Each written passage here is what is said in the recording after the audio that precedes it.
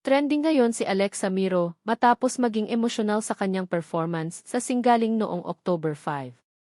Habang inawit niya ang kantang Ika'y Mahal Pa Rin ng rockstar, napansin ng mga manonood ang kanyang pagpigil ng luha at ilang beses siyang hindi nakaabot sa tamang lyrics. Bukod dito, napansin din ng netizens ang kanyang suot na puting damit na agad naging usap-usapan online. Ilang araw bago ang performance, umamin si Alexa na nagkaroon siya ng 5 taong relasyon sa Ilocos Norte Representative Sandro Marcos. Matagal nila itong itinago dahil daw sa mga bagay na kailangang isaalang-alang.